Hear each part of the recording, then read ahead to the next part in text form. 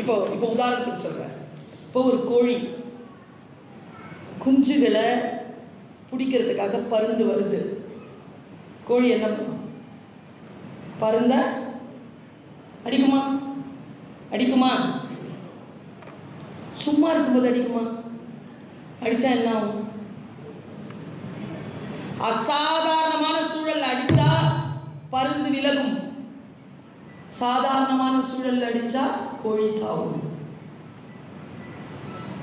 அந்த எனர்ஜி இருக்குல்ல, அந்த எனர்ஜிக்காக வெயிட் பண்ணுங்க. எந்த எனர்ஜிக்கு முன்னாலும் உங்களுடைய சக்தி நிலையை கீழே போடாமல் உங்களால் ஒன்றும் இல்லைங்க. மேனேஜ்மெண்ட் அப்படிங்கிறது என்னங்க? மனஸ். இத்தாலிய சொல். குதிரை இருக்குல்ல, அந்த குதிரை என்னுடைய பவரை ஹேண்டில் பண்றதுக்கு பேர் பவர் ஹேண்ட்லிங்னு பேர். மேனேஜ்மெண்ட்னா இந்த பவரை ஹேண்டில் பண்றோமா? கோபம், சோகம், சந்தோஷம், இந்த இந்த எல்லா உணர்வுகளையும் மேனேஜ் பண்றதுக்கான புத்தி உங்களுக்கு வந்துருச்சுன்னா நீங்க கல்வியாளர். எனக்கு தெரிஞ்ச நெகட்டிவ் தாட்ஸ் இன்னைக்கு முக்கியமா அடாலசன்ட் பீரியட்ல இருக்கக்கூடிய குழந்தைகளுக்கு நிறைய நெகட்டிவ் தாட்ஸ் இருக்கு. பேசினால ஹாரர் மூவி தான் பார்க்குறாங்க, பேசினாலே நெகட்டிவ் தாட்ஸ் தான், ஆர்குமெண்ட் தான்.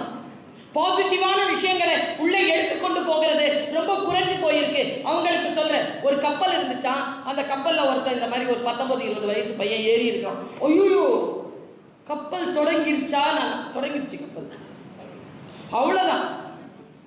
எனக்கு நம்பிக்கை இல்லை, இவனுங்க கண்டிப்பாக இதை சாட்சி விட்டுருவான். நம்ம எல்லாருமே சாவு போகிறோம். நல்லா தெரிஞ்சுக்கோங்க, சந்தோஷம் அவ்வளோ சீக்கிரமாக போய் தொத்தாது. யாராவது பயமுறுத்திங்கன்னா டக்குன்னு தொத்திடும். எல்லாரும் கலவரமாக ஆரம்பிக்கிறாங்க. ஐயோ போகிறதே சரியில்லைங்க, 140 பேர் இருக்கிறாங்க, 40 பேருக்கு தாங்க என்னென்னமோ கத்திருக்கான். அதில் என்ன மாதிரி ஒரு ஆள் இருந்திருக்கான். ஏய் விடுறா, பிடிச்சிட்டாங்க, கடலில் தூக்கி போடுறான்.